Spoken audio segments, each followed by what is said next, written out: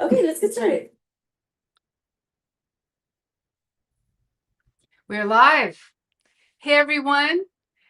Today is the first day of the Genius Zone Live. I'm Kat King and I'm here with my business partner and dear friend, Melissa Ann Hernandez.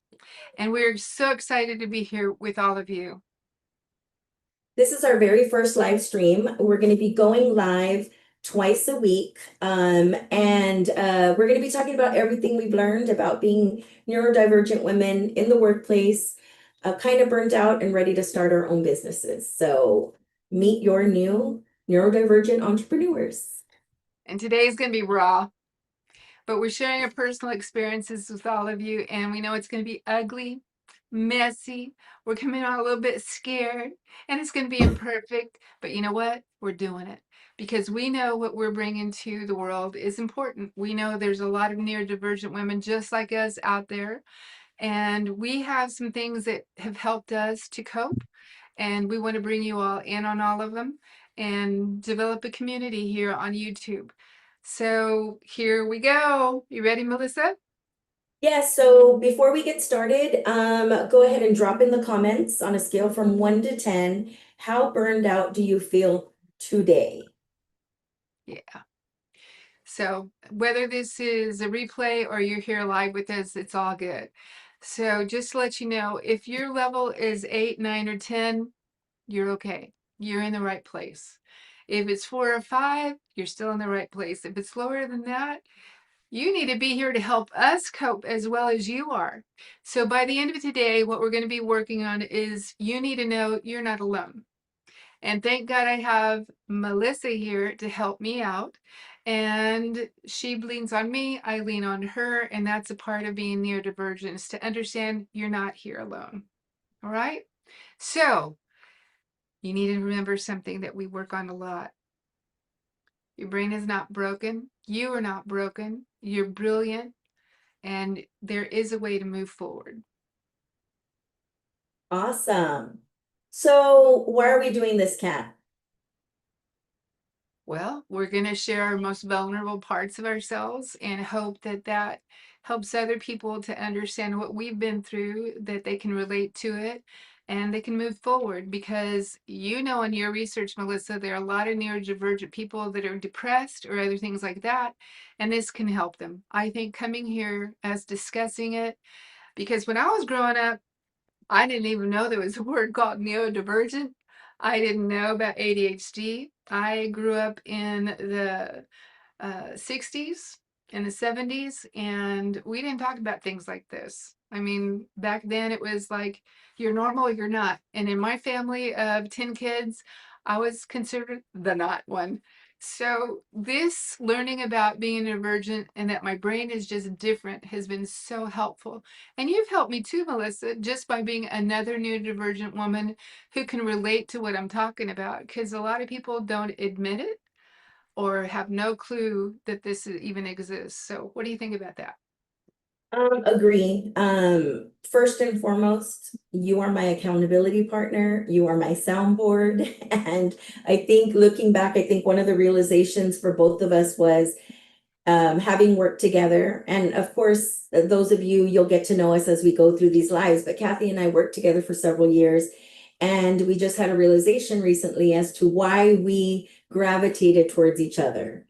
In any workplace, you're going to be around so many people, but there was a reason why Kat and I kind of gravitated towards each other. And now that we've come to more aha moments about who we are, how we self-identify, um, now we know why, because we are neurodivergent women. We are not neurotypical. And we're going to be kind of talking about that as we go through today. And I'm just glad that I found someone who is so much like me, but so different from me, if that makes sense, right? Yes, that's something about neurotypical is what, and when you see the bell curve, and so normal people are in the middle. And there are some things that I consider myself normal about, but the way I think is very different. And the way my brain works is very different. And how I see the world is very different. And those two words, Melissa, what you perceive and your perception of what you perceive is very different. And that's okay. So I think the main reason that we gravitated to each other, number one, was besides seeing you and your brilliance and me and my brilliance, it had to do with burnout. Talking about how we suffered with burnout and have a reality check about it. And so if neurodivergent people are here, I would suggest maybe that they've gone through that. What do you think? Agree. I think it took us some time. I mean, I really self-actualized in some capacity as being gifted in my 40s when I started doing gifted research for my job. Fast forward 10, 12, 13 years later, when I start really delving into ADHD, I realized I was undiagnosed. And I'm still learning about the intersections between that. And at a later live, we are going to go into detail about the intersections of neurodivergence because there's so many different dimensions under that neurodivergent framework. And just to give kind of a bird's eye view, neurodivergence is not a diagnosis. It's a framework for understanding people whose brains work differently, who are not neurotypical and work outside and understand the world from a different vantage point. And so there's so many intersections, there's so many dimensions, twice exceptional, thrice exceptional, that we'll be delving into as we go throughout this journey of self-discovery, right? And joint discovery. We've learned so much together. So yeah, there may be some aha moments today, and the hope is that Kat and I, as we're going through our journey of self-discovery and reframing and re-identifying who we are as neurodivergent women, that you too will be able to recognize some of those traits. And if you are neurodivergent, the goal is that it empowers you because self-awareness is the first step to building a positive self-identity. So that's really why we're here. And so we will help you by helping us, right? So, in this one reason for burnout, we're going to talk about the five different reasons that we're here. And one is burnout that we just mentioned. And one reason we have burnout is because we're masking. There's this big word called masking. Okay. So, there's a masking tax. It's a tax on our bodies, emotionally, mentally, physically, spiritually. There's a tax because we're trying to be normal. We're trying to be fit the mold of other people, other communities that we're in. And we're masking who we are. We're hiding who we are instead of seeing ourselves as just different and beautiful in our differences. We're seeing it as, well, it's not typical and it's not acceptable to be like this, so whatever. You got to mask it so you can fit in. And so masking takes very different levels. And Melissa, do you want to introduce that part about masking? Yeah, I think there's this idea about paying a tax, right? We all pay taxes for the services that we use. And one of the invisible services that we provide to others is masking. It's not really self-serving. And so there is a tax for us providing that service to others. And there's so many different reasons why people mask. It is not solely just for neurodivergent, ADHD. I mean, even as a gifted adult, as a gifted child, I masked. And so some of the reasons why some of those things go undiagnosed, like ADHD diagnosis, is because, like Kat said, it wasn't very well understood. So some of the reasons, or some of the symptoms rather, are chronic procrastination, time blindedness, time management, losing track of that time, frequent disorganization, unregulated emotions, being out in like social anxiety even. Losing items. Oh my gosh. Like I try to tell people I have it all together all the time. And I'm like, oh my gosh, where did I put that file? Oh my gosh, where did I do that? Kat and I have done that, right? Where even something as simple as that, where we're like, just give me a minute. I got it all together. But there's so many different things going on in the brain, racing thoughts all the time. And so when we talk about that masking tax, we're paying a price because we're trying to appear that we have it all together. We're trying to appear neurotypical, and we're not neurotypical. And one of the things is we try to use neurotypical strategies to cope with our neurodivergent brains, and that does not work. So throughout, Kat and I are going to be kind of giving some input and to our experiential situations where we've, dealt with a lot of these things, a lot of these symptoms, a lot of these characteristics.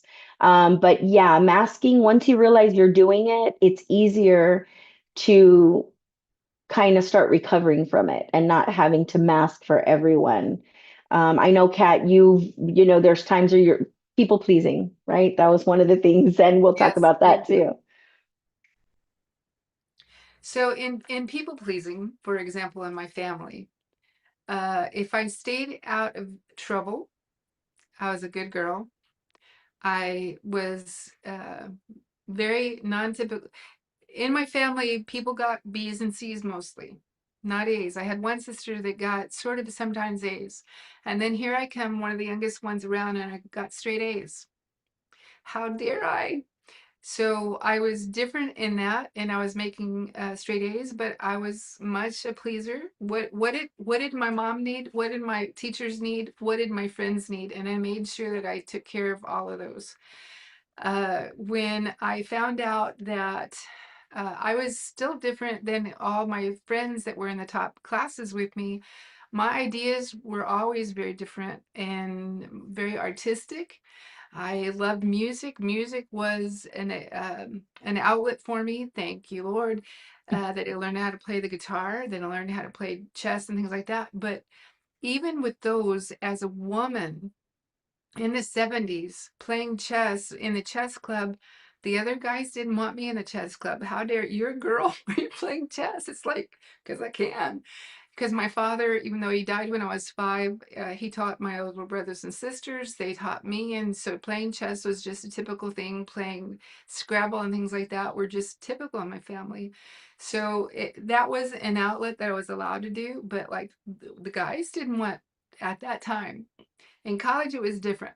But in all through middle school and high school, the guys didn't want it when they jammed together. They wanted the guys jamming together, and the girls no. But please understand, at that point, the Ivy League schools were all males still. It didn't change until my senior year in '76 when they started letting women in these colleges. So when I grew up, it was not only did they not talk about neurodivergent autism, ADHD, those words were not used about then in normal language like they are now.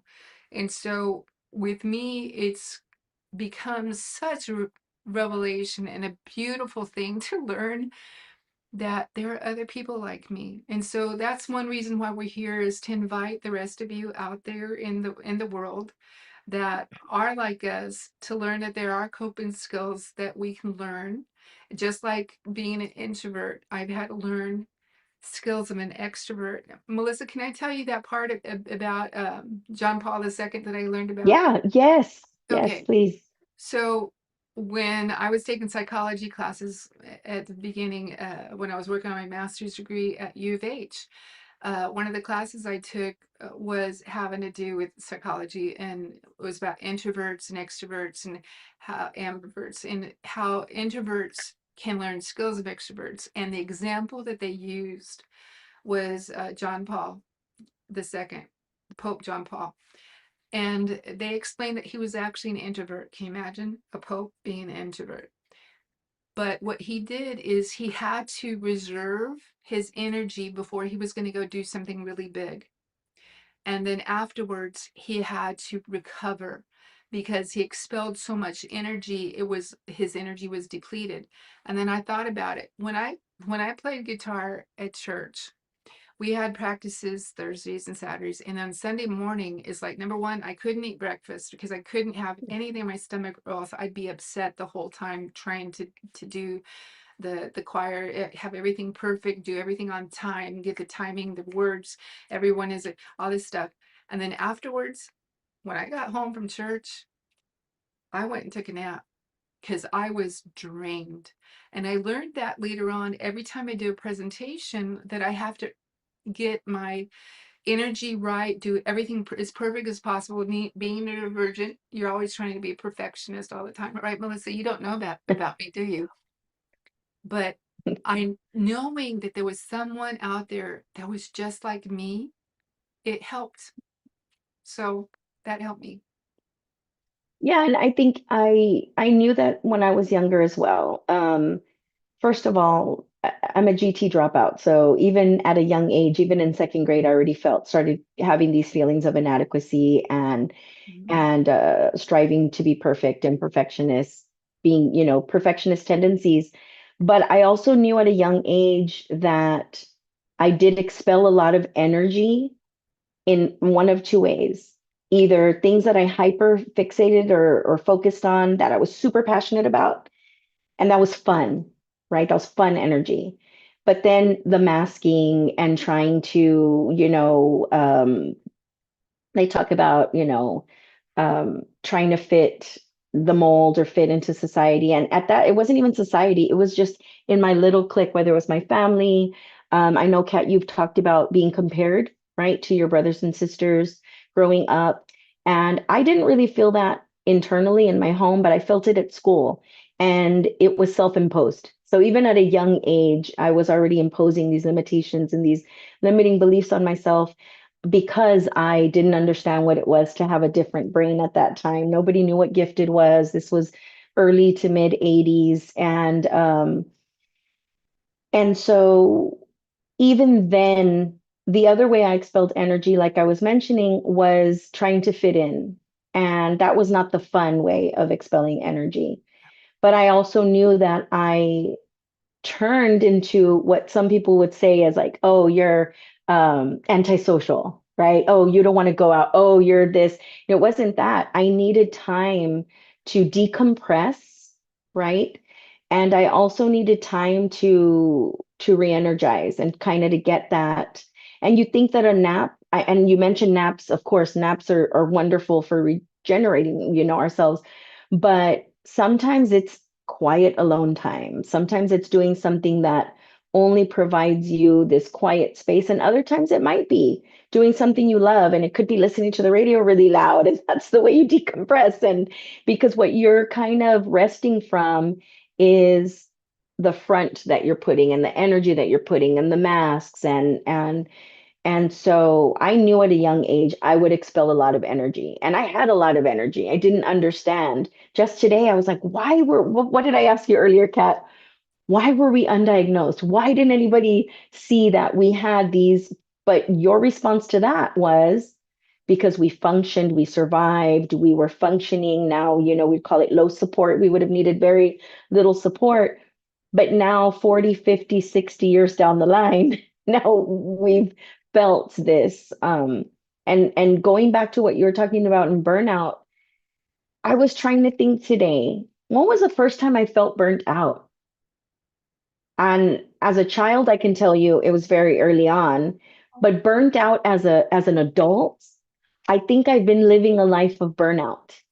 Um, and so I can't even pinpoint and say, oh, when I was 25, oh, when I had this job, 35. I think just being a neurodivergent and just seeing the world a little bit differently, being gifted and also seeing the world differently doesn't mean I'm smarter, doesn't mean I'm I'm different in that way. But I think I've gotten used to living a life of just being burnt out and just that chronic fatigue, right?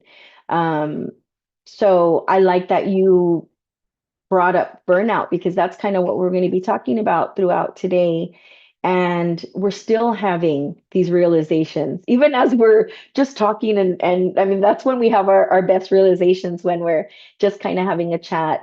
So I think that is really important that you talked about taking a nap and needing to rest And even now, I'm writing notes like, God, Kat couldn't eat when she was a kid. Well, you do that. You should do that now, right? That's something that you do as well. Me, I can eat all the time, which is probably not really good, but I do need the rest. And sometimes it comes off as being cold and antisocial, but it really is just me just needing to decompress and just kind of get a little bit of energy back. So in going forward, we know that traditional life work balance isn't necessarily the best thing for us. So let's go over some of the things that we can do with ADHD, neurodivergent, autistic, whatever you want to call it, word you want to put in there, recovery. So let's go over some suggestions that we have for everyone. Number one is sleep. So what happens to you if what happens to the body if we don't sleep, Melissa? I'm living it right now. I think it affects your skin, it affects your memory, it affects your mood. I am a chronic insomniac, and I have been since I was younger. I didn't know that's what it was. And every day I'm trying to catch up to sleep that I will never catch up to. So that's why this number one that you've pinpointed is so important, because without sleep, it's so hard for us to regulate everything else in our lives. This channel, what we're getting started with, Melissa, one of the main reasons I'm so glad we're doing it is because we need to work on healing us. Yes. And as we're Yes. developing our business to help other people, I want us to always remember not only healing for us, but the second thing is fun. We have to Yeah. learn how to fun and release our energies and everything. So the Yeah. the second thing I want to talk about that I'm not gonna skip this one though. Do you remember when we're at places? I have my little fidget ring right here. I have my little fidget ring. And so I found out also the sensory securities. I do weird little things like I can drum out a whole song with my teeth that no one notices. I tap myself sometimes. I've noticed that a lot of people who are on the red carpet now, there's a little thing that they hold one of their fingers a certain way, and it's The pinky is one of is it the the pinky? most, yeah. And it's to help them with their brains not to be so afraid and have a sense of safety. And so there's little things I do to have a sense of safety and not to get into it or anything. But, after my father died, my mother remarried, I had very abusive stepfather. And he was extremely cruel. And there was little things that I had to do so I didn't his attention, because if you got his attention you got in trouble. And so I had to make sure that I kept my mouth shut. I didn't say things, and I didn't say things until I was like 15 or 16. I did not talk back, no, because I didn't want to get hurt. I didn't want it to come to me. And so there's little things I do that are sensory things to help me stay safe. And the biggest thing I do want to talk about is the third thing is enjoying our passions. Now, our business is called Passions to Profit, but it's because neurodivergent people almost always are a lot of them are extremely talented in a certain area. It might be their hobby, it might be their thing that they do to release emotions and stuff. But for example, to enjoy painting, for Mhm. me, music, I love painting. Also, you love painting. A lot of Yes. people traveling. What are some things for you, Melissa, your passions that you love to do? Writing poetry, right? Reading, was an avid reader growing up, listening to music, a lot of things I do um, at the same time. And now I know why I'm watching the news while I'm writing a paper, or I'm listening to music while I'm watching something, because of my ADHD brain. It actually quiets my brain. But I will tell you that as a kid, I had a lot of passions. And growing up, I myself stifled them. And it wasn't until maybe 6 months ago that I started writing poetry again. And I was too scared to recite my own poem, but I recited one by Sandra Cisneros. And that was a really big thing for me. So I think that you're right, enjoying your passions, whatever they are, old passions, new passions, it is a way to recover from that burnout or that a way for us to re-energize. And the fourth one that we're going to talk about is support systems.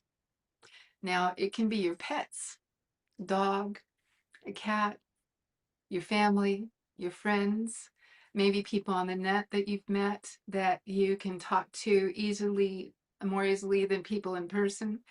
But what are some different support systems that could help people with their neurodivergency, Melissa? I think we've talked about like your tribe determines your vibe, right? The people around you. Mhm. And I don't necessarily mean in situations you can't control, obviously. At work, there's, times you can't.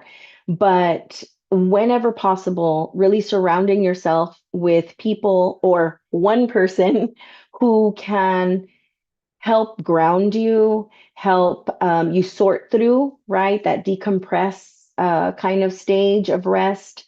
Um, I think it's really important, however that is, to be able to have some type of a soundboard or someone that accepts you unconditionally, but still helps to keep you on the right path. I know like you're that person for me, Kat, right? You're my accountability partner, soundboard. And so there's times where I'm just like, Kat, I need 5 minutes. Kat, I have all these thoughts in my head, and that is having that positive support network, even if it's one person. And of course, the goal is to have many in different situations, but having at least some type of support, especially in the 911, like the way we call 911, we should have a emergency contact or emergency support individual to help us as we ebb and flow through our challenges. Well, I was thinking about in Alcoholics Anonymous, you always have a support person, and that's to help you get out of it. And that's where Yeah. sometimes I think most of my life I've been like drowning, almost Mhm. drowning. And now that I'm understanding that being neurodivergent, I feel like I'm still in the water, still treading, trying to figure out how to get out of the water. But I feel like I can breathe now to understand that I'm. I always used to think I was on the verge of really just does anyone think the way I do? My thoughts are weird, and just realizing that, oh honey, there are a lot of people like you. It was Yeah. so comforting to know, oh really, the fact that I think blah blah blah. And when I started seeing movies that are sci-fi Yeah. or wild and out there, I go, that's the way I think. For example, Avatar, believe it or not, Avatar was like this big realization for me because I think about different planes, just like they were like in Yeah. different planes Yeah. of existence. And Yeah. then when it had the main tree, that everything was connected, sort of like mushrooms are all myceliums are all connected. Yeah. That's the way I've always seen God. That I've seen, to understand the word omnipresent. How can God be omnipresent? It's Yeah. just sort of weird to me.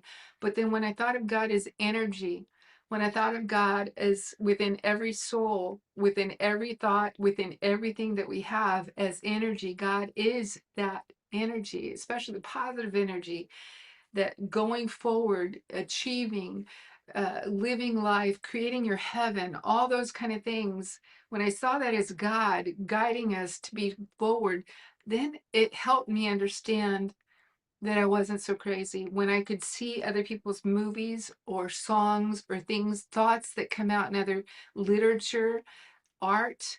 I mean, when I see art, I feel like I'm understood.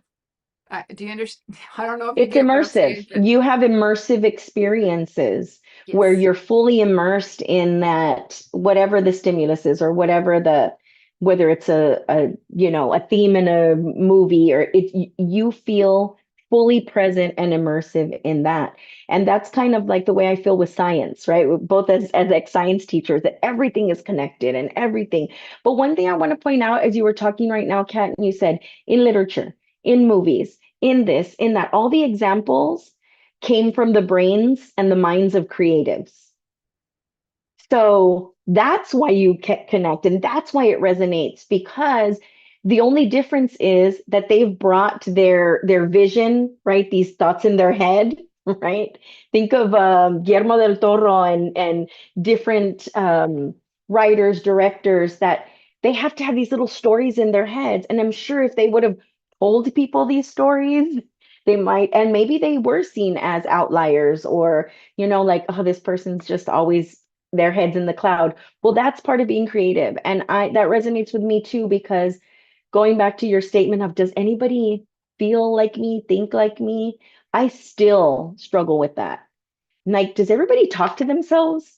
Does everybody have an inner dialogue like I do? And when I found out that people don't, I don't even know what it would be like if I had a quiet mind. I have no idea what it would be like if I stopped the internal dialogue, and whether it's being creative or just talking to myself or just going through thoughts. So, but yeah, that's what it is, Kat, because creatives gravitate towards creatives. And I love that you have that immersive um, you also have an immersive personality. You delve into everything like it's 100%. Somebody's talking to you, you lean in and you're like, I'm here. I want to see what you see. I want to hear what you hear. And I think that's also part of being empathetic and wanting to, not always wanting to, but feeling what other people feel in different experiences. So you are a creative, my friend. Okay. And the next thing to help to recover is relaxing, giving ourselves permission to relax. Because, okay, I'm also a Capricorn, where if anybody's out there understands about Capricorns, Capricorns have gone through the last 20 years and we're overachievers. We work hard. We work hard. I don't know how to say it, but we work hard. So it's really hard Yeah. sometimes when I need to give myself permission to relax, permission to read a book and not feel guilty that I haven't done the dishes yet, or permission to go for a walk, even though I need to do laundry. There's always a task that I'm supposed to be doing instead of relaxing. And when I finish all my duties as in my house and stuff like that, I've always got these other lists of tasks that I need to do. I need to research this. I need to write that. I need to get this going. And it's like a never ending thing. So giving myself permission to relax is so difficult. But Yeah. you and I have to, this about, I know this about you, and you know Yeah. this about me, that it's okay. Let go. We're going to put this up tonight. We've worked hard today, and let's get started tomorrow morning. But you know this, both of us suffer from this. Yeah, like right now, you need to do this. I need to do this task. I need. But what we really need is to rest and be able to say no and be able to put things aside. And that leads us to outsourcing tasks, right? Some of the things that we do, we are yes people by nature. We are yes people by nature. Even, I don't know about you, Kat. No, I do know about you. When we've voluntarily said we will do something even without being asked. That is part of people pleasing. And that is something we both struggle with. But sometimes we have to be okay with asking for help or just drawing the line and saying, like, today I don't have the capacity to do this. I don't have the mental bandwidth. I don't have the physical energy. And then be able to say, okay, what can wait till tomorrow? You know what? Cleaning my room can wait till tomorrow. Mm. Organizing this that I really feel like I need to do, it's bothering me, can wait till tomorrow. So we don't have to always be the go-to person for everything. A lot of that we impose on ourselves, and we both need to get better at that for sure. Just to do the other side of that, because neurodivergent people, we also have the issue about procrastination. Mhm. When it's not going to be perfect, then we put it aside.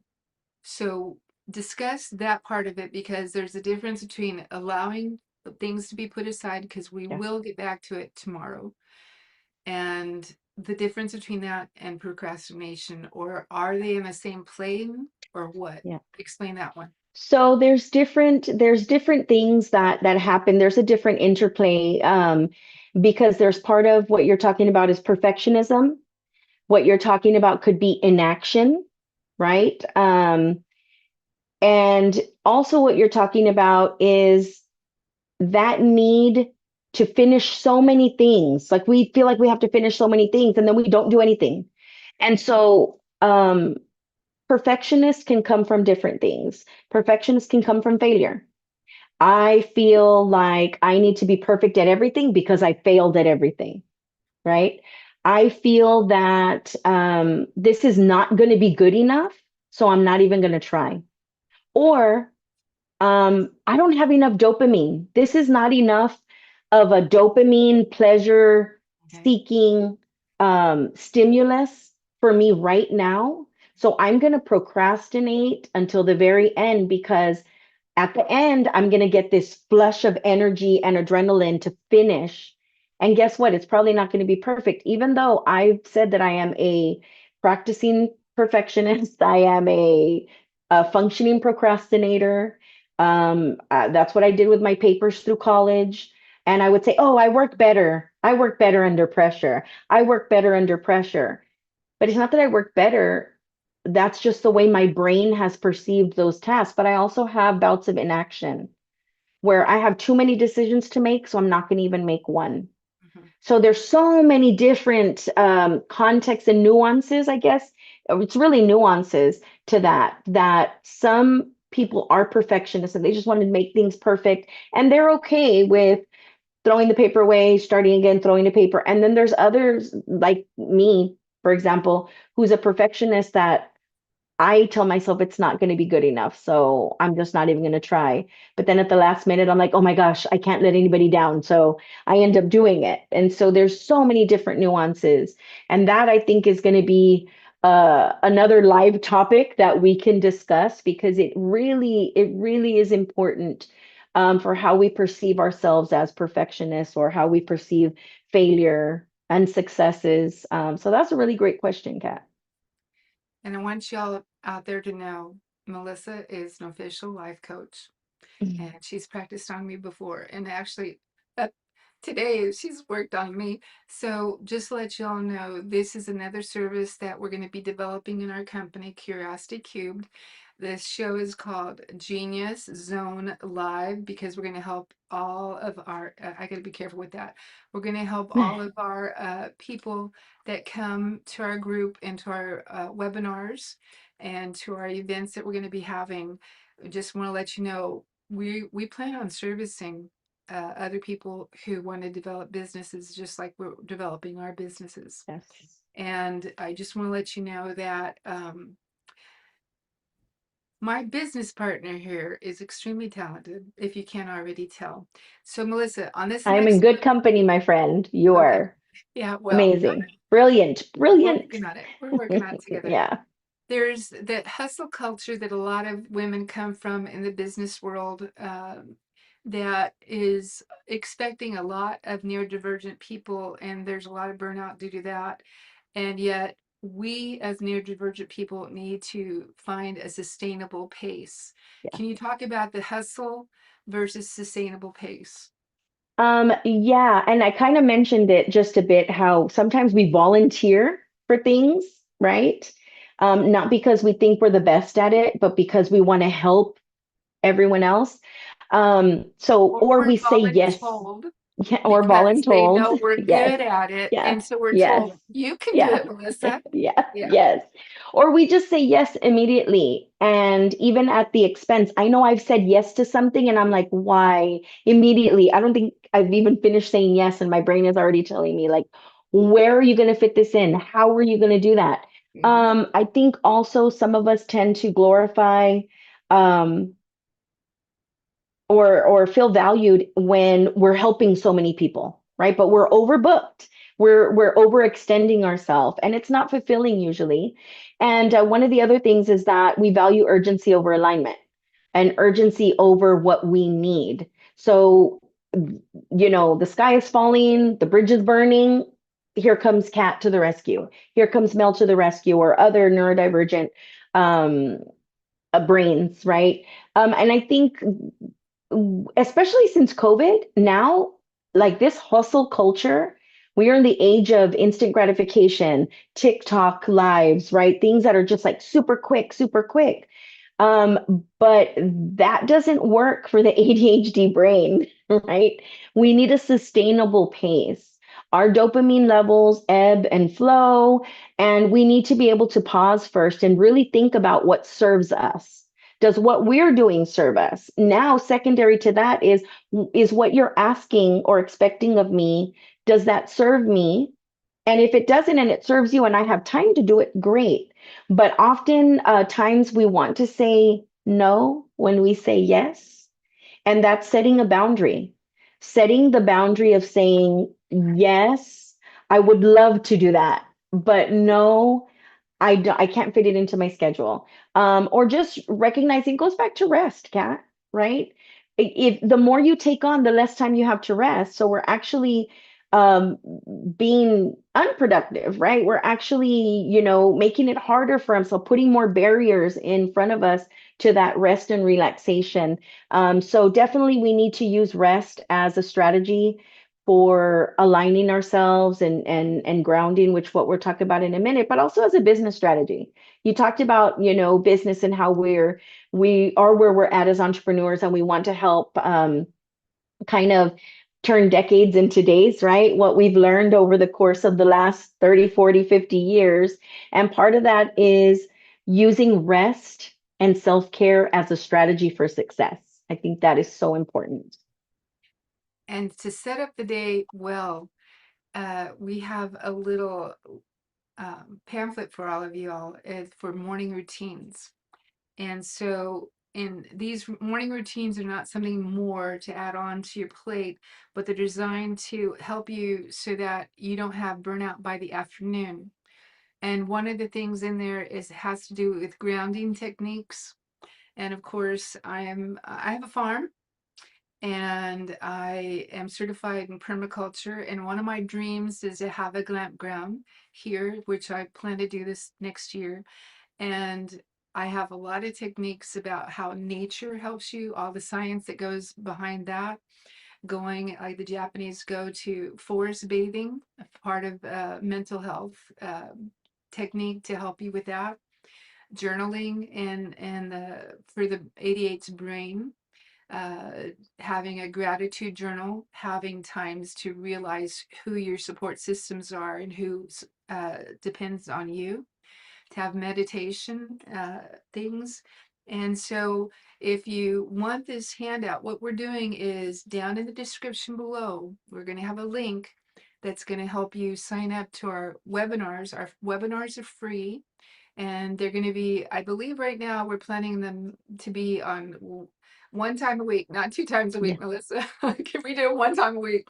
So Oh, I thought we were doing Tuesdays and Thursdays. okay, we can do Tuesdays and Yeah, Thursdays, just like live. we can do that. And what we'll do is we're going to have them in the evenings. So this live time is going to be Central Time, 10 to 10 to 11:30, somewhere around there, 10 to noon maybe. See how Melissa and I do with this. And then in the evenings on Tuesdays and Thursdays, we're going to open it up to 8 p.m., which Central Time, to try to help people in California area and also Australia area to find out who we are. And those will be live. So we're going to be going through a Zoom call where anybody can show up to there and get their answers taken care of. So the link will be down below, and it's the Genius Zone Live webinar. And then there you're going to see a dashboard, and on the dashboard you're going to see all the little free things that we're going to have, and also eventually you're going to also see a link for our 3-day event that we're going to have in November. Yeah, Melissa, is that okay? Yes. Yes. So they can sign up for that, yeah? Yeah. And when I take this video and issue it with all the little links and stuff, you'll be able to see the link and the QR code for doing that. So the next thing we're going to work on is time management for ADHD women, neurodivergent women, autistic women, whatever you want to talk about. So when we do that, Melissa has some things for you all that's color coordinated, that has to do with theme days, scheduling, and things like that. Would you explain how that can help people, Melissa? Yeah, I think and there's a few things. I know that I have struggled with keeping track of tasks. And I always say, okay, to-do lists. Post-its have always been my friends. I love post-its, but actually post-its are the enemy. And I often would joke and say I have post-it notes on post-it notes on post-it notes on post-it notes in my head. And all that was just task stacking. That's really all that is task stacking. More things. So having a planner, right? It doesn't have to be an actual factual planner. It could just be something methodical that you do, that you possibly write down. Your one of the things we talked about, Kat, was the top three, like the most important three things that you need to do. So it could be a combination of things. It could be themed days. Every Monday I do this, every Wednesday I do this, right? These tasks, energy-based scheduling. Um, I know, Kat, you work best when? In the mornings. In the morning. I know that about Kat. Because I'm an insomniac, I don't work best early morning. I work best usually 10 on. So I've had to restructure my brain because I need to be on level with Kat. I'm getting better. I'm getting better, Kat. I'm getting better there. But get me at 2 Well, in the morning, 3 wait in a the minute. morning, I Give am. your, Yeah, give yourself a yeah, break. yeah. Y'all have uh, children. Y'all have a new baby. So Yeah, give yourself a yeah. break right now. Yeah, I think now my 3 a.m.s are either changing diapers or doing middle of the night feedings. And then I'm just like, oh my God, I don't have any energy. I need to go back to bed. But historically, I have been one who I peak in the middle of the night. And that's when my brain kind of starts going into overdrive and not worrying, but really brainstorming and being my most creative. So I've had to try to push that in. And you've really helped me with that, Kat, because I'm like, I cannot be I can't call Kat at 3 or 4 in the morning, right? But when she's on, I know that I can get her and be a soundboard and kind of do a brain dump. We love brain dumps. That's something that we do. And that's also, I think even a brain dump is a time management strategy Mhm. because it kind of just gets everything out and then it allows us to kind of sort out and then rank what's important, right? But going back to the three priority rule, only these three things matter. Maybe it's three things, maybe it's 4 or 5 for you, but just kind of as a rule of thumb, what are the three most important things you can do? Also, one of the things is transitioning. And like you said it right now, middle of the night, I am not a CEO mom. I am not a mom entrepreneur. I am a mummy. I am a mummy. And so it's 100% on that time. Once, my daughter goes to school and my other daughter has someone to take care of her, then I go into CEO mode, right? And now it's like I need to really, and even that's a challenge. I put all the worries and all the other things that I have to do, but I think having some type of a planner, some type of an anchor for your day to not feel overwhelmed, and that way you end up feeling like I've accomplished what I needed to accomplish, and all this extra stuff. If I find time to do it, great. If not, it goes onto the list for tomorrow. But and just overstimulation and bombarding us with the task stacking is not good for the ADHD brain. It's counterproductive for sure. And just to let everybody know, Steve Jobs did this. He always had all these lists of everybody needing everything done from him. And he would go through it and find out the three top ones that needed to get done now at the top. And he got those done. And if he was tired by then, he'd leave the other ones for the next day. But if he had time, then he could go on. But if not, then he was going to stay right there with it. And the other thing that he was working on was understanding the timeline when things need to get done. And that's what's helped Melissa and I with this business to try to figure out, okay, we need to get that done, but we can get that done next week. It's not a priority right now. They need that to take care of this thing. But what we need to do now is this, which has helped us a lot with the calendar and the tasks, Yes. linking them together and figuring out what needs to get done now, what can wait. And that's been real helpful, don't you think? It's been phenomenally helpful. It Yeah, really has. I think so. So the next thing we're going to work about, we're okay with that topic? Yeah. Okay, the next thing is boundaries without guilt. because when I was working on this one, Melissa helped me out a lot. And then I was doing more research on it. And Melissa! And so even the picture that I'm going to put up with this when we take this down is my thing about people pleasing, uh, and being anxious to say no. So what that is a recipe for burnout. Yeah. So let's talk about why ADHD people feel burnout because they're people pleasing all the time. There's a couple of things. I think so many of us want to help others and we want to fulfill expectations of us. So we're kind of already primed to help others and to please others. But for ADHD brains like ours, we take it to the extent, right? And so you and I are both people pleasers, but we also are very different in why and how we people please. For example, one of the things I want to talk about is rejection sensitive dysphoria, right? Which is RSD.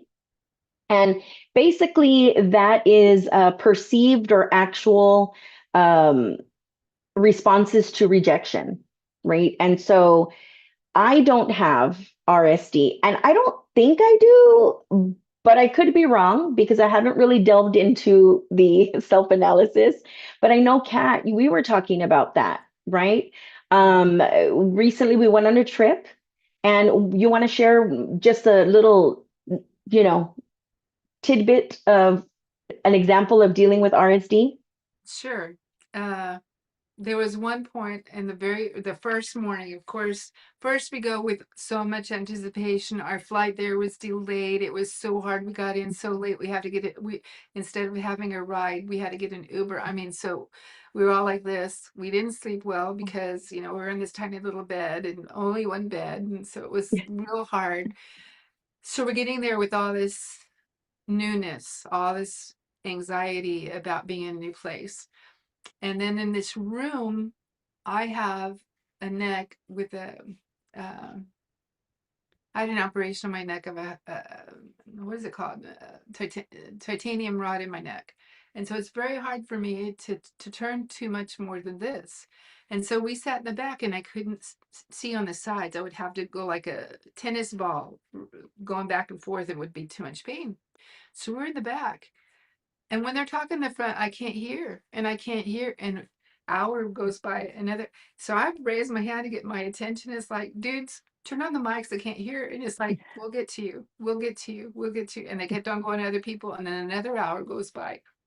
So seriously, another hour goes by. And by then I'm shaking. I'm shaking because I feel rejected, that they weren't listening to me, that I was missing the whole morning. We were on this trip. Oh my God, we spent so much money to be here, spent so much money on airplanes, on the Airbnb, and all this worry went in my head because I wasn't fulfilling what I needed to for our business to learn. And I lost all the morning and I'm shaking, feeling rejected.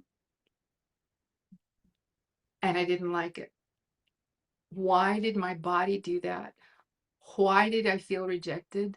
So I go through all the guilt and then I start with me. One way my body releases all this pent up energy is I start crying. Other people start yelling and cursing and stuff. I just hold it all in and then my body starts crying. And I was so embarrassed. I was so embarrassed. So Melissa, in doing research about this stuff, I go, oh, that's what I did, Melissa, wasn't it? And then Melissa explained it. So go ahead. And so I'm just going to read out a few of the symptoms, right, and how some people may react. Extreme sensitivity to criticism and negative feedback. And in this way, it's perceived. It was your perception, right? Overinterpretation of social cues as rejection. Why are they calling on other people and not me? And now, what did I tell you, Kat? I was like, proximity, because they were closer to the speakers and we were further from the speakers. But in that moment, your brain is trying to rationalize, right? Intense feelings of shame, guilt, and worthlessness. That's where you were feeling like, oh my gosh, I'm not getting out of this, what we've put in. Difficulty regulating emotions and coping with rejection, even when you realize you weren't being rejected, you still had difficulty regulating your emotions because you went into a tailspin really quickly. But Mhm. those are triggers. Those are triggers, and that kind of may come from trauma as well. And Mhm. so I think that, and then in researching RSD, right away it was like check indicator, check, check, check. But also now that you know, I've even noticed how now you're not ruminating as much. You're not overthinking and playing the conversations and these things. You're catching yourself in that moment. So there's so much power in that. That's why I say Just in awareness is knowing, just knowing, like the just power is in the knowing. knowing, right? And so I think that is amazing. I think that just me and my brain, I have some of those things, but I think mine is a little quieter. Or maybe I'm just not as sensitive to perceived rejection, but I have the interplay in my head. You know, because when it happened to me a little while later, what happened? When they didn't, they're like, oh, I'll call on you in a minute, right? And then I waited, and then somebody else, and then they were off topic, and then it was like, well, now don't call on me because now it's irrelevant, right? Now it's just going to be me going back to talking about. So how am I going to loop it back? And how am I going to do this without being rude? And how? So I didn't have a physical Yeah. reaction. I had an internal reaction, which manifested as dialogue in my head. And that took a lot of energy. And I had to turn to you and be like, oh my God, Kat, I'm about to lose it. Right. But then I think they figured out our body language or were like, oh, Mel has something to say. Let me bring the microphone directly in front of Melissa. Right. And then, but that's who we are. And what did I tell you? We can't apologize for those things because that's how we've been brought up. That's how our brains are wired, and we can't fix it until we know we're doing it. But also, it also relies on other people to not be judgmental and critical and be accepting of just other people in general. So I think it's also a two-way, you know. Well, in my head, someone who has a tic, Tourette's or whatever, they can't control it. And my body starting to shake and my body going into a panic attack or something, Yeah. all I know to do are the things we're going to be teaching other people is to meditate. And the biggest thing for me is Yeah. breathing, counting, all those kind of things that help me to understand it's not me. The fact my body's gone through trauma and a younger person, uh, that's not my fault. The fact that you've been gone through trauma, the fact that that has happened to you is like someone shooting a gun at you. You're just here. Yeah. You're the victim. And so understanding when you're a victim that it's not your fault. Yeah. And that I think is the biggest revelation as an Yeah. adult is it's not my fault that my Yeah. brain's like this. It's not my fault that this is my reaction. So my reaction is just, an emotion. It's a thing that's coming from my body, but it's my job knowing it now to try to overcome it by breathing, overcome it Regulating, right? by Regulation yes, strategies. Yeah. exactly, And you exactly. know what, Kat? It is true. It's about not only like being kind to yourself, and it's not about forgiving yourself, because when you say, I forgive myself, that means you're taking culpability.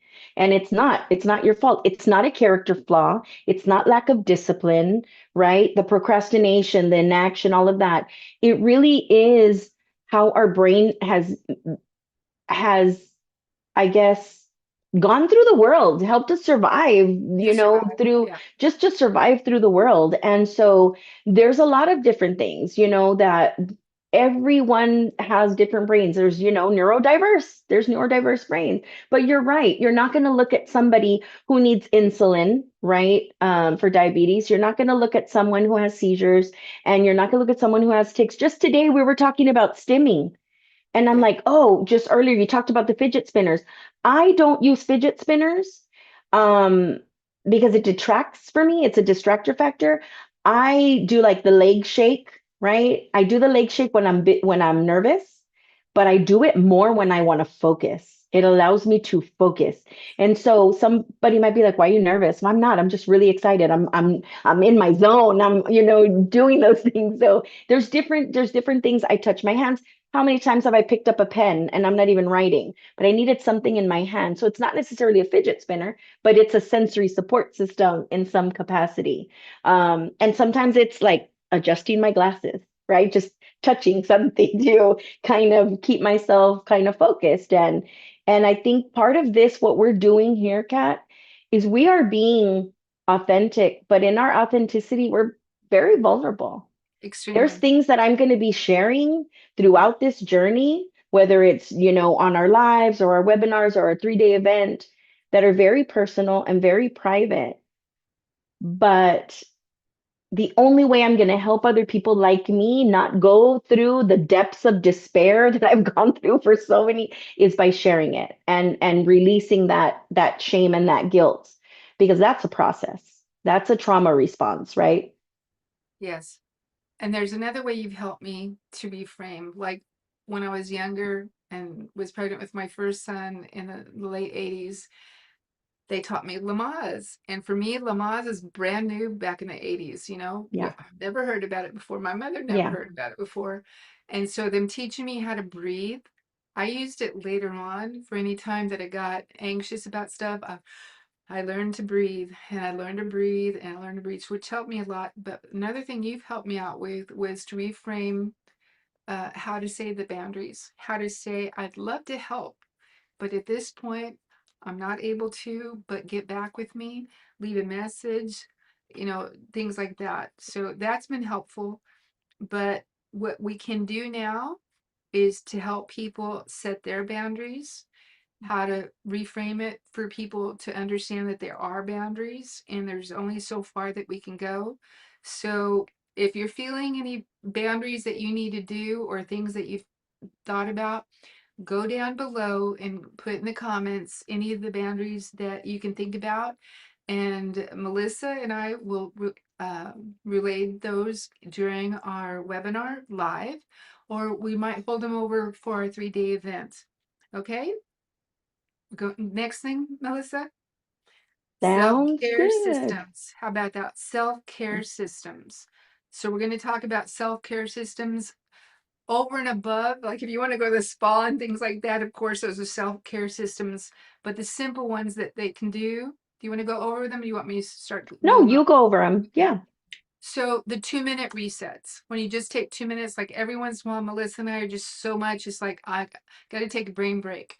And as Yeah. former teachers, we found out that was very good for all children to have a brain break. According to their age, more brain breaks for the younger children, less brain breaks for adults. But for kids, usually in second grade, every 10 minutes, you teach a little bit, have them do stuff, and then, okay, everyone stand up and stretch. So we'll be doing that in our events. We'll be saying, especially our events that are like 6 hours long, or 3-day events is 6 hours every day. And we'll be getting people up to take some brain breaks. We'll ask people to please get away from your computer, Yeah. please go outside and ground yourself with the earth, things like that. Yeah. And then another one is dopamine menu. And I know you have a dopamine menu for everybody, Melissa. So could you go over the Oh, dopamine menu? I love these. So basically, dopamine is a neurochemical, right? That brings pleasure, right? So when we talk about having a dopamine menu, it's kind of just putting into word or putting down kind of a menu of treats, right? Think about what you eat, right? You think about, okay, well, I have appetizers and I have my main entree, I have my sides, I have my dessert. Well, think about things that please you and to what levels they might please you, right? So, Kathy's mentioned so many mood boosting things that she does. And one thing she does in the morning is she goes for a walk, right? And that is a dopamine boost for you, right? Sometimes when I'm not tied to my 6-month-old, and I have time, I go outside and I just put my feet on the grass, just ground for a couple of minutes, right? So these are just examples of some things that can boost your mood. We will have some samples of dopamine menus and a template where you can use. But even today, if you just thought about what are 3 to 5 things that will bring you some pleasure, maybe calm in the middle of a storm or when you're overstimulated, just a few things that, sometimes it's just listening to music, sometimes it's reading a book, sometimes it's scrolling and not doom scrolling, but just finding something that you really like. Oh, I like to bake. I'm just going to look at a couple of videos of some innovative, ways people are baking cakes. And that might just give you enough of an energy boost to now get back and be more productive. So the whole idea of having that dopamine menu is to not just heighten your pleasure, but to increase your productivity by giving you some brain boosting activity. And I think that really, really works. That that really, really works with ADHD brains for sure. And what we've helped each other with is the body doubling. So when we are with each other and we work together, and sometimes we're on both on mute. We're just working. We know the other one's there in case we need a question answered. Since so many things have to be answered by both of us, since our partnership and our business both of us need to be aware of what's going on. And so sometimes we're that way. I come on earlier than Melissa does, but she knows I'm doing my thing. She does her thing. But how does the body doubling, how will that help neurodivergent people, Melissa? You're on mute.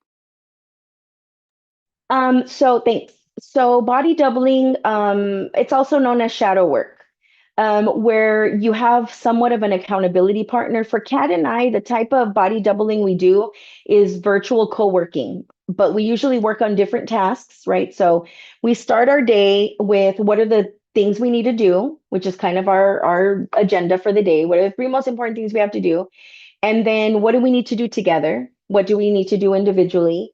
We stay on video on Zoom as if we're in an office space together. And then we come off of mute to ask, hey, Kat, you have a minute? And Kat will say, wait, I'm in the middle of something. Give me time to finish this. And then like, okay. And then we discuss and then we go back. And then at the end of the day, we debrief on what worked, what is still pending.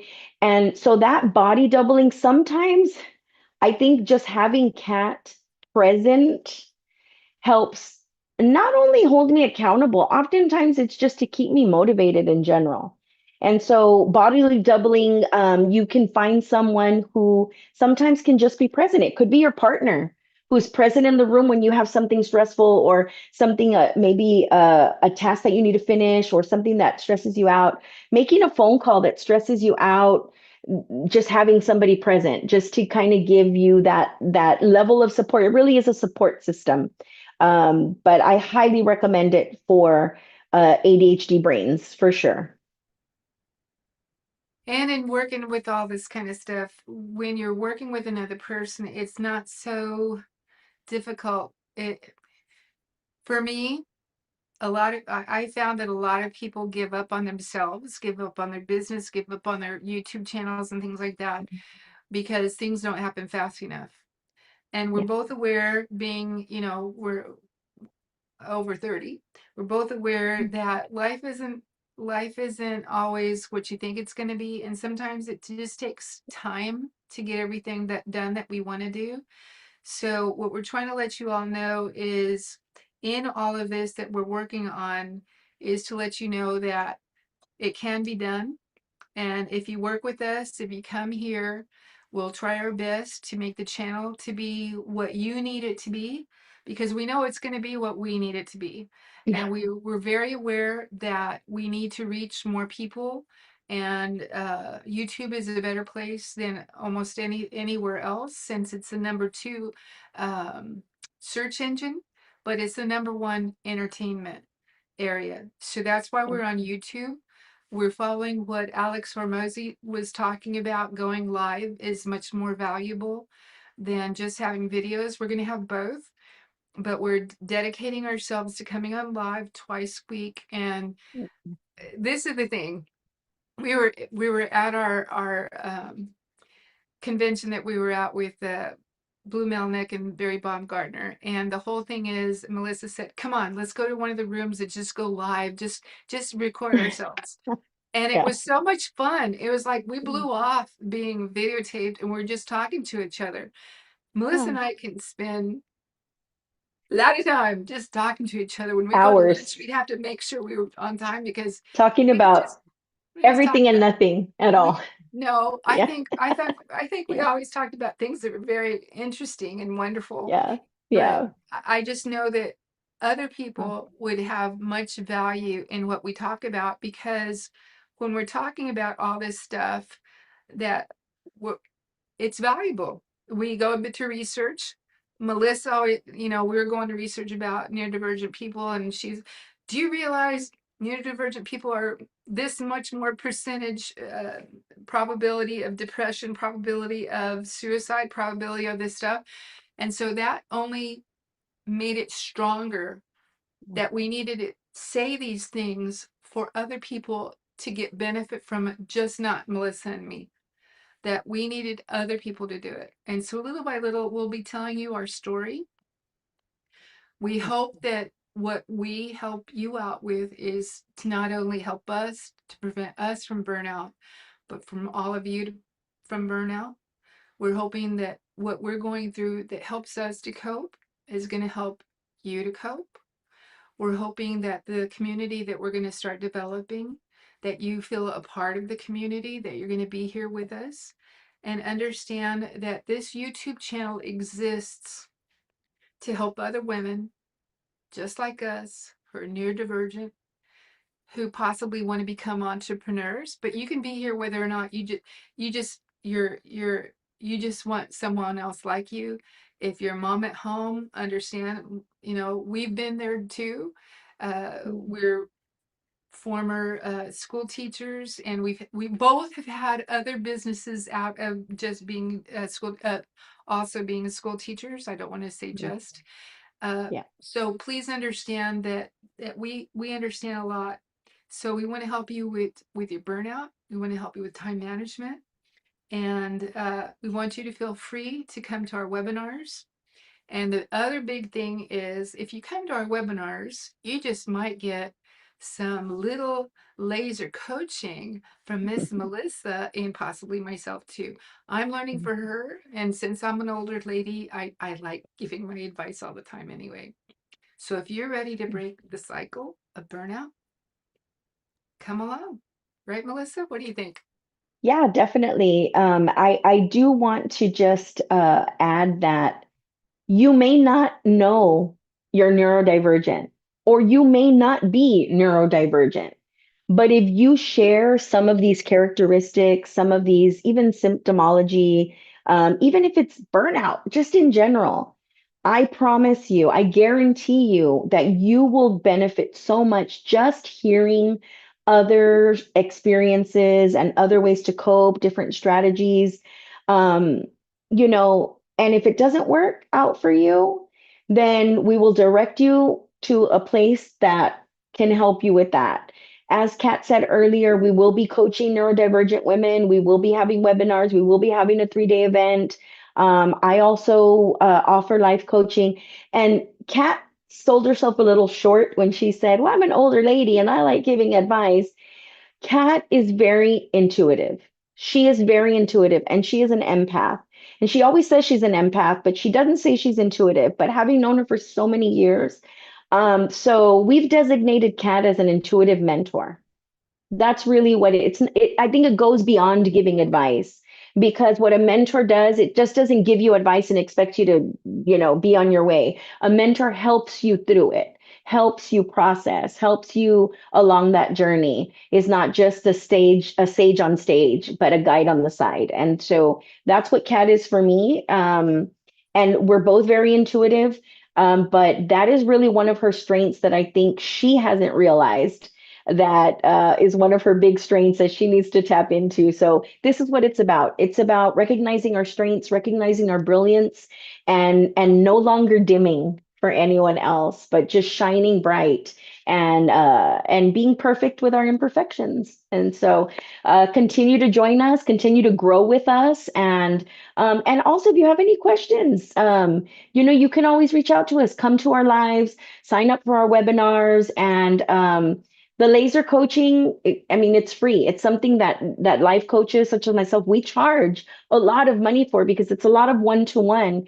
But we feel that it's so important for this group of women, for our audience to be able to be present and to help, and that every time you come, you leave with more of the knowing, right? More of knowing more about yourself, or maybe knowing more about your children or your best friends or your partners. So there's so many different benefits to coming and sharing this space with us, and it is a safe space. So we welcome you, and we look forward to seeing you soon. Please go below, subscribe to our channel. Please, if you know other neurodivergent people, or if you have people in your family, invite them. Please sign up for our free webinars. Go below and log into that. And then if you want to come to our 3-day event, we're going to have one in November and one in December. We're planning one a month, but we know for sure we're going to have the one in November. It's November, mark your calendars, 13th, 14th, and 15th. And once you come to our webinars, we'll tell you more information on that. And there's also a link to register below for that. And it's going to be 6 hours long, 10 Central to 4 o'clock Central. And then we're going to have another one in December. That's going to be the 11th, 12th, and 13th of December. So our November one and our December ones are our foundational ones that we're going to start people out with. And our program that we're going to be doing is going to be starting in January. So come along on the ride with us as we begin these live shows here on YouTube. We will also have shorts going out and the webinars going out. So just come along, join us in the Genius Zone Live. And what we're going to work on is finding everyone's genius, right? Genius Zone. Yes. Explain the G- Genius Zone with people, Melissa, that everyone has one. So, yeah, kind of that's a great way to close, right? So each of us, everyone has a zone of excellence. It's something that you do well. It's usually what you do for work, but your zone of genius is really your strength and the strength that you really, really should feel compelled to share with the world. And this is one of our zone of geniuses. This is working with neurodivergent women because we've helped each other. We've learned so much. And being educators, we thought, oh, we're educators. This is our zone of genius. No, it was our zone of excellence. We strive to be great educators, to be teachers of teachers, both as we trained and even in the classroom. But now we're at a place where we're able to really hone into what are the things that make us unique? What are our strengths? And how can we build on those strengths to help others find their zone of genius and find ways to impact the world, even on a small scale? That's what we're doing here. That's what Genius Zone Live is. It's really getting into this zone of brilliance, right? Everyone will have their own zone of genius. Some of you may have the same, some of you may differ, but the idea is really finding a starting point, because I know Kat and I have had so many revelations and we've had so many aha moments and so many epiphanies throughout even the last year, even the last 6 months. And so we're both reading this book called Leap of, I will show it to you. I want to show you the big leap. We will recommend it. And on our next one, we'll put a link in there because this alone has brought Kat and I together on our experiences and things that we've dealt with, both trauma, being gifted, ADHD. And this book really does talk about really identifying your zone of genius. And so if you know it, come and share it with us. If you don't, come and discover and explore what your strengths are and help us help you continue to shine. And so, And one of yeah. the things that I want to make sure that we do is, number one, create our heaven. I'm trying to do that here with my husband. Melissa's trying to do it with her and her family. We're create your heaven, and the way we're doing it is making our business. Our business is Curiosity Cubed, because we're both into being curious about so many things, and that's where we started our passion to profit. So what we're going to do is help you find your passion so that Yes. you should be having a job, you should be having a business that you would want to do, whether you could do it for free or not. We want you to be able to get paid for what you would want to do, because that's the job that we should have as human beings. We should have a job where we can be in our zone of genius, where we can get paid for doing what we would do for free anyway. And in that, your definite goal would be to create your heaven, which Barry Baumgartner calls her Paris. Mhm. So to find the place that makes you truly happy as a human being. Jane Goodall was to help people find their hope in the world, which of course that's going to be a goal for me, is for us to be more, for me to be more like Jane Goodall, to bring hope into the world. So that's our combined thing. And our last sign off that we're going to teach everybody to do with us is, remember, you're not broken. Your brain is not broken. It's brilliant. Brilliant. Remember, your brain is not broken. It's It's brilliant. brilliant. Let's do it together. Ready? Remember, Remember, your your brain brain is is not not broken. broken. It's It's brilliant. brilliant. So no more dimming, and we're going to continue to shine, and hopefully